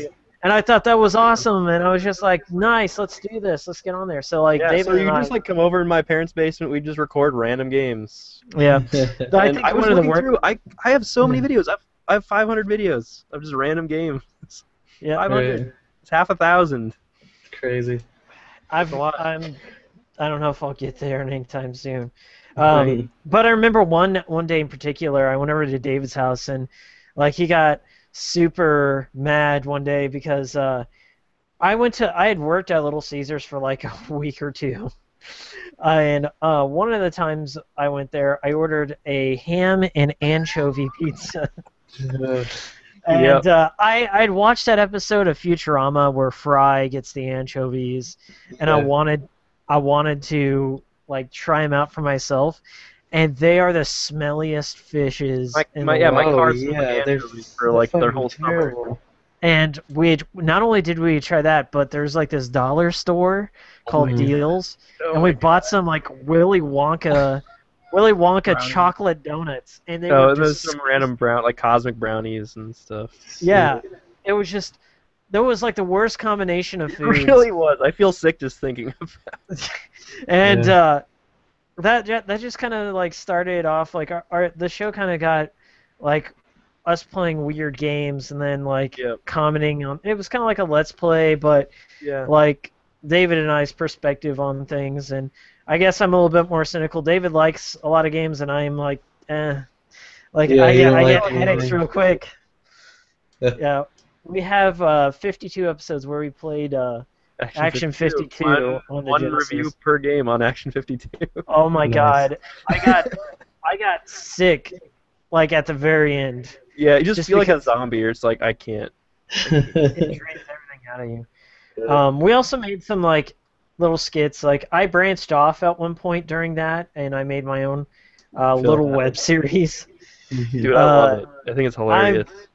I don't know if I've ever talked about it on my channel. I haven't said anything on Hikikomori yet, but I had a web series called Phil Hatley. Yeah. I love Phil Hatley. You can find it if you go to Jarrett's. It's Phil Hatley on YouTube. You'll find it. Yeah. It was kind of like my first attempt at a web show that didn't really pan out for Yeah. various reasons. One of which was that it's really creepy. Like, It's too good and it's too funny. it's funny to some people, but like Funny to me. other people would look at it and just be like, put him in jail. Like, I think it's a fucking masterpiece. Following we're at my college, like Oh. people would watch it and they'd like walk around quoting it. So that was kind of my first attempt, but my point I was getting at is like, what I had, we all have different schedules and stuff like that, and like different tastes in games, and like I wanted to kind of focus more on in-depth RPGs or like weird Japanese games and stuff like that. So I branched out on my own, but I wouldn't have gotten started if it wasn't for King Game Reviews. So that's kind of also why he's on our channel, because he's the guy. He's the reason why I think we're all here today. Yeah, in it some was definitely a capacity. stack, because like after Miles did hit, I was like, I could do that better. So that was Oh, you totally did. Your channel is so great, Jared. No, it's not. No, it's way But good. it's definitely, Way good. yeah, it's definitely the best. stacks. That's what I was thinking of yesterday, because I met one of my friends through there was like this random culinary program in high school. So I met one of my friends through that, and then I met one of Miles's friends through that friend, and then I met Miles, and then I met David. So it was like all these things that stack on each other. Yeah. So it's really cool how it works out like that. Life can do that sometimes, I guess. For me, I like had always admired the YouTubers that went on there. Like, of course, I can cite Angry Video Game Nerd as what really got me interested in that. I mean, like I was a theater kid, and David wasn't. The only reason David and I ever hung out was because of video games. Like I was in acting and writing and directing, and that was always my thing. So that's kind of why I have a bit more skits and stupid shit. I've tried to like separate the skits from the reviews, if you've noticed, but I always liked Angry Video Game Nerd because he had a background in film. He wrote, he did skits and stuff like that, and I was like, man, I want to do this, but like, how do I get started? And so like, I kind of learned from David. It's just like starting your own YouTube channel is a process. It's a learning process that never ends. I've learned quite a bit in just the 1 year I've had my channel, and I'm very thankful. Like I'm at 115 subscribers. It's probably a drop in the bucket compared to everything, but I like that I have somewhat of a following and a nice community to work with. I like that I've learned editing. That was like one of my biggest challenges was figuring out. I use Sony Vegas, figuring out ADR, the equipment you need, cameras, lighting, chroma, capturing. Oh my God, capturing is such a lot of people are like, oh yeah, just record everything at once, one shot. I have a different approach to that, like where I just record highlights or whatever. But oh my God, like I have so much respect because like, anyone who has a YouTube channel like can tell you if they keep up with it, they get better, and then they become like more refined as time goes on. So, Yeah. like, if you watch any of our early videos, if you watch David's first video and then you Oh my watch his God. last video, you can tell, like, even his, like, Games World, what he's doing right now, he has, like, special camera effects going on in there. Who Even can? Jarrett's learning a few things. Like, Jarrett had, like, some dank memes in his VR gauntlet, like, so. Yeah, I learned how to do random overlays and shit. Like that's the only thing. Like I don't like doing like, oh, do like a broad or like a tutorial video on Sony Vegas. If it's like, I feel like doing this thing, then it's like, yeah, I'll just look up a tutorial on how to do this thing. Right, I and learn it how just to do starts it. like that, and it snowballs, and you learn it forever. Yeah, exactly. But yeah, that's really the only thing was editing things and then figuring out what to play. Like we'll have like 30 or 40-minute conversations like, what should I play this? Can you talk about this for a while? I mean, Or there's a lot of what should we things. do? Like, I don't even know what to do. Like, I'll record footage for a game for a couple hours and then just never turn it into an episode. Yeah, Right. I same. probably have like maybe 30 games over the years I've recorded stuff for and then just never put out there for whatever reason. Well, that's kind of how it goes sometimes because, like, for me, there has to be a story, there has to be some history, there has to be something. Like, if I enjoy a game, a lot of people are like, if a game's shitty, there's a lot to talk about, there's a lot that you can make fun of and stuff like Yeah. that. But when a game's shitty, to me, I feel sad because, like, I think about the whole team that worked on that, and they thought it was a good idea at the time, or something interfered. Like, what went wrong is more what I'm more interested in, instead of saying like, "What the fuck is wrong with all these people?" and like Yeah. screaming. I don't get mad if a game's bad. Like, you know, I didn't buy it for full price or something. But Right. for me, it's trying to get a story out there. And so, like, when I'm capturing some footage, like, sometimes the story doesn't always come together, or there's just not a whole lot to say. The game becomes ultra generic, and I think that's even worse. A bad game, there's something to talk about. A good game, there's something to talk about. A generic game, you're just like, well, there it is. Like, you know, what else can you say?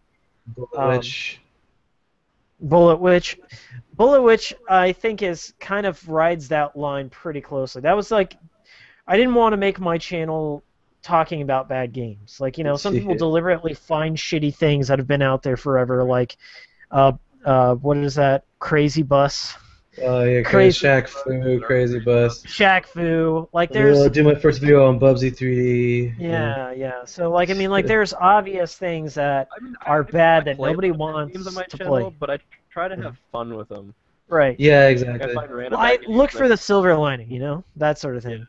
But I think now that I've grown up, and I guess you guys can agree on this, maybe. After I've grown up, like, I don't want to play bad games. Yeah. I want to play something, like, if I'm going to dedicate my time, I want to play something that's going to, like, touch me in some way, or make me addicted, or make me feel like I'm achieving something, or something I can, like, discuss. Like, I was playing Lisa, and Lisa has a lot of, like, vague things, like vague story details. Right. And that's something I can discuss with people who've played the game. Hopefully you two Yeah. will play through your It's on copies. my backlog. I'm getting I to bought it. it and I played through like an hour of it. Yeah. It's like a 12-hour game max, Yeah. depending on if you 100% it. But there's a lot to talk about in that game after you step away from it. So that's kind of what I'm interested in. So if you're watching my channel and you want to talk about games, do that. I will respond to you. I don't care if it makes me seem needy or desperate. Like, there's not a lot of people over here to talk to about games. No, definitely not. Yeah. Definitely not. So That's a fact. that is a fact. So let's talk about the future of our channels, and we'll kind of close out this podcast here. What are we working on next? Plug our shit and say sayonara. Well, let's see. I am Kirk Almighty, as I said before. Kirk Almighty reviews. Thank you. Right now, I am in the midst of the VR Gauntlet. I finished Game Gear stuff, which was fun. I watched that. He played Pack Attack. Yeah, it was fun. I actually played it earlier this morning because I was like, I just want to go back and play it again. That's great. That's actually what the VR Gauntlet should be about. Exactly. And there's tons of games that I found. I've only done like 4 so far, and there's already a couple ones that I just keep going back to. But yeah, I mean, like Miles said it earlier, I got, apparently, because I don't know anything about the Game Gear library, apparently I got really, really lucky. Because Pack Attack was super easy, I finished that in 2 episodes. A lot of the Game Gear games are ports of Master System games, or they're just extremely hard games. Like, Yeah. Yeah. I don't really like the Game Gear library too much. Right. There's a few cool But games. yeah, next is oh, what were you saying, David? There's one. What the heck is the name of it? It's. I don't remember. It's like Master of Darkness or something. It's basically just a Castlevania clone, but it's. Oh yeah, Oh, yeah, weird. where you're like the guy with the cane. I've seen that. Yeah. It's a cool game. Yeah, but so I did Game Gear, and this week, if I can get to it this week, I'm doing Genesis. And again, I don't know anything about the Genesis library, so hopefully I don't get fucking Fancy Star. Dude, I'm excited for that. I'm gonna tune in. Yeah. That'll be sweet. But yeah, I do VR Gauntlet, but Can you explain briefly what is the VR Gauntlet? So people don't know VR. It's not virtual VR reality. Oh, I wish, God, if I could just do a stream of fucking Oculus shit. VR is the retro board on 4chan, which I have been posting to a lot more the last 2 weeks, and they post this thing called a VR Gauntlet every once in a while, and it's where it has this page, and I guess if one of you guys upload it, I'll throw the link up. But it does like a roulette of every I think it's like 10 or so systems, but you start at NES, and then it's NES, Super Nintendo, Game Boy, Game Gear, Genesis. Then it just keeps going all the way down to I think PS1 or something is the last one. And then like you play it, and if it's like a normal video game that's not like an RPG or something, you have 3 days to beat it. If it's an RPG, you have a week. And then like there's other restrictions, like if it's something, it's like it turns into a time attack thing, or if it's like a puzzle thing, you have to do this many stages. It can get really specific, but I've gotten lucky so far where all the ones that I've gotten were either shitty licensed games or just really easy things that can. For you. Yeah, or what? Yeah. It just picks out the games. It's Yeah, a yeah. It's just generator.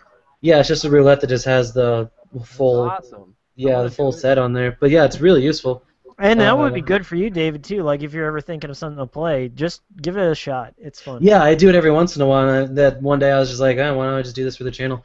But for the main reason of me doing it was like I realized that doing reviews is one, it did take a lot out of me, and it did take a while to start pushing stuff out, and I wanted to just push more stuff out there. And I was kind of reluctant at first to do like, oh yeah, I'll just do Let's Plays because that's what everybody else is doing and it works. And now I understand why, because it's fucking 500% easier to edit, because it's just like one video stream, one audio stream, and then fucking upload easy. And then so that was the main thing, is like, okay, I can do this for a while, I can pump out more stuff while I can work on reviews. And then I just started focusing on VR Gauntlet, so I didn't do any reviews. But now I am in the midst of like working on a couple small ones and then one big one that I'm working towards. I'm doing all the Super Mario RPG games, which is I think 7 or so games. It's a lot of shit, and I'm being encased in mushrooms. And, We're talking about Super Mario RPG, so yeah, we gotta get in part for it. Give me a Mario hat. So so I'm working towards that. But then VR Gauntlet's super fun. I just upgraded my webcam, so that's a nicer webcam there. And then I have this microphone, which is still good. But yeah, I guess I'm starting to get in full swing of things. I actually like editing now. It's a lot more fun than it was the first couple of reviews. I'm getting better at it, obviously, just practice. But yeah, that's compared to you guys, I'm very, very new. I started in April. I have like 20-something subscribers. But hey, I'm that's glad pretty I have, good, man. yeah, I'm glad I have more than one. That's pretty tight. Yeah, that's always a plus. So yeah, I am Croak Almighty Reviews. Follow me if you feel like it. And then I am today joined by my usual cohort, Hikikomori Media. Hi, What are how's you it doing, going? Miles? Oh wait, I've introduced myself. Yeah. Well, I Sorry, I just zoned out there wrapped for a up. I just wrapped up a not really retrospective, but I wrapped up working on a Lisa the Painful RPG review. It's a game that I played earlier in December. Like, I just picked it up. I heard about it on Facebook from my friends because they were just like, "Oh, look at this, edgy game," and I thought it looked kind of crappy. But then it was like $15, and I had nothing to play at that time, so I was like, "Oh, I'll just give it a shot," and I ended up loving it. Yeah. So that's what I've been playing lately. That was my second time through. I played through on the hardest mode, which is called Painful. And I ended up playing the first one, which I had never played before, which was another game in RPG Maker. And they're coming out with a third game at the end of next month, which is not going to be my next review. I'm going to review something else. I'm kind of in between 3 games right now. I'm playing El Shaddai again, Nice. which is a fun game. But I keep picking up games. Like today, I got a coupon in the email for buy one game up to $25, get one free. So Nice. I got this game, which if you can't Yeah, read, that game's Evil fun. Deal. My mom it's randomly Evil bought it for me Dead one day. Regeneration, and Ooh. I've beaten this game before, and it's kind of in preparation for Ash versus the Evil Dead, right? But I wanted to play something on the Xbox and review that. I still got some footage of a couple of games on PS2 that I'm trying to get out there, but once again, I got to write things. Right. I was gonna have another Gaijin video for the launch of Yakuza 5, but Yeah. that's delayed until fall. So whenever that happens, that's So coming yeah, up. that is the main reason I watch Miles' stuff is like his characters and voices are just fucking I great. don't know. Like, it's kind of like a 50-50 split. Like I think my channel, there are some people who love it, and they think it's funny, and then there are like Shenmue fans who don't get that it's satire, and fans. they come in and they just hate it, and Yeah. they think I'm an evil man. Yeah. And that's been me my whole life. Like I think that's my comedy, that's my sense of humor. It's like people think I'm either an asshole or they're like he's just kidding around. He's not. Yeah. Yeah. But if you get to know me, I'm not taking it seriously. I love the Shenmue series. Yeah. And I'm looking to do some more like collection or commentary things. So like I was thinking about doing something like a current events type of thing, but I don't know. I want to spice it up somehow. So I got a few things cooking.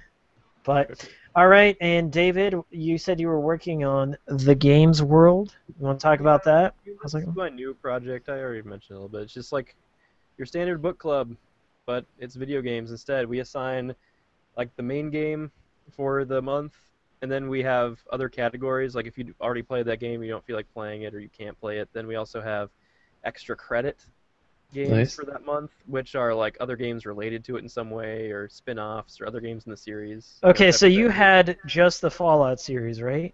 Yeah, this month we didn't follow the standard thing because it's, I guess, like, I don't know, just to play any Fallout game. I guess it was more like the main game was like Fallout 3, and then like the extra credit, like any of the other older Fallout games, and then our third category is the Masochism Challenge, which is like play a bad game related to it or a hard game related, and like last month we picked like the worst RPG we could think of or hardest, so we picked Quest 64 as our. Oh my gosh! That is a very solid N64 RPG. Let me tell you something. That game almost turned me off of the Nintendo 64 because it was one of the first games I played. Yeah. Like this is the worst. It's something that I want to get back into and see if it's that bad, but it is. It is. I just from what I remember, bad. the turn-based system, like, say there's a path. There's like maybe it's not even 500 feet away. There's another town. You're walking there. There's at least 17 battles between you. You're on a dirt road, and they're the slowest battles in the world. And you can't level up all your magic together because that would only make sense. You have to constantly spam the same one, and if you weren't healing that entire time, you're gonna be fucked in the later levels. So, yeah, that is a pretty bad game. So what else? That was your extra credit, Quest 64? Yeah. For last month, like this month's just like play any Fallout game, but last month it was Child of Light.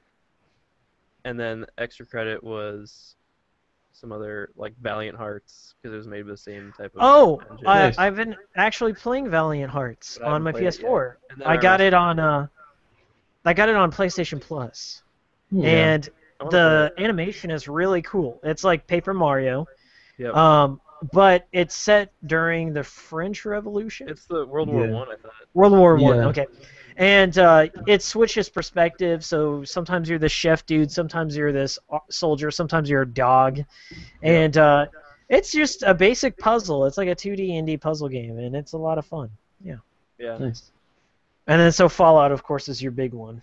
Yeah. That's what's going on this month.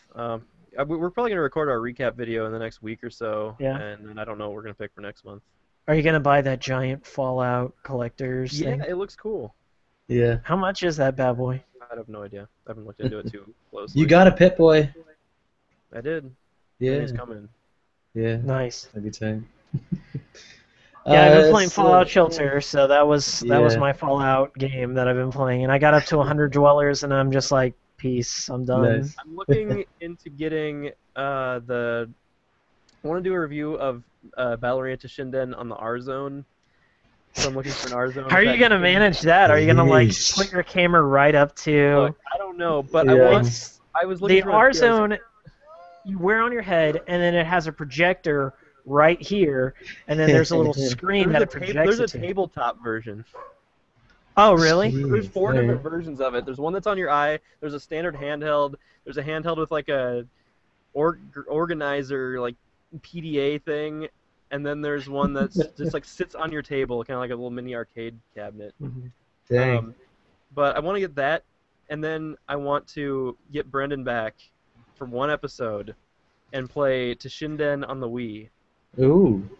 And that way, that'll be my 50th episode of David Versus, like 4 years, 5 years later. Nice. And then just finish up episode 50, and then that'll be every Ballerina to Shinden game ever made. No, Ooh. Awesome. Congratulations. we've never played regularly to Shinden. I have not No. found a copy of that. Right. But yeah, we've played like the Game Boy version. We played all these weird spin-offs and all the different ports on the different consoles because they're actually different. Like the Saturn versions are slightly different than the PlayStation versions. They Yeah. have like different characters and stuff. Well, I mean, the Saturn actually always had the cooler bonuses. Like Mega Man 8 is worth $200 now, I think, because Yeah.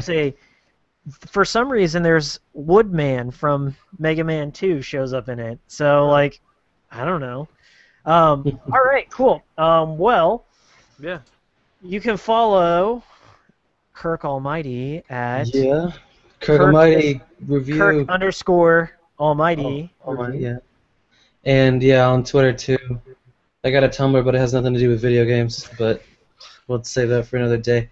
And then yeah, we've been talking for a fucking while. I think we got a good amount of shit. It's like 2 Yeah, hours. way too much, probably. Clouds, you got your devil horns and your cake, and David's clean. Like we Yeah. can't give him any more stuff. So thank you for joining us on this third episode that didn't fuck up of a Friend Simulator podcast.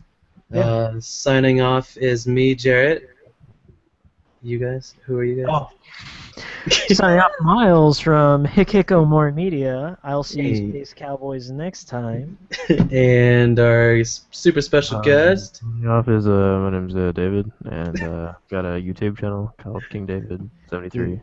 Is the for No, it's all good. we're doing the thing. We got it good. Yeah. See you guys later. I'll see you Yeah. next time. Bye. Yeah, you press something and you can sign off. I think we could just leave the call, but you gotta fucking sign off and shit. Control room. Yeah. Nope. No. All of this is going in. This is all part of the I video. mean, it has to, because I can't figure this out. I think if we could just bail on you and we just leave the Then I'll call. be stuck here for like 20 minutes. Because I used to have buttons down at the bottom of my screen with like, close the thing and everything, and now they're Yeah. gone. There's like, oh wait, no, that was a picture. Okay. Like, Smile. Yeah, Jared, but, I'm gonna get you a new Facebook profile. Gone, so I don't know. good. Jesus Christ. It's awesome. There's gotta be something. There's gotta be another thing we can look for. Where's it at? Where would it be? It wouldn't be under the dashboard? Look, I'm looking, man. Fucking- all of this is going in. Yeah. This is all on the You channel. can always trim it. Oh, here we go. on Pop YouTube. back up again. Stop broadcast.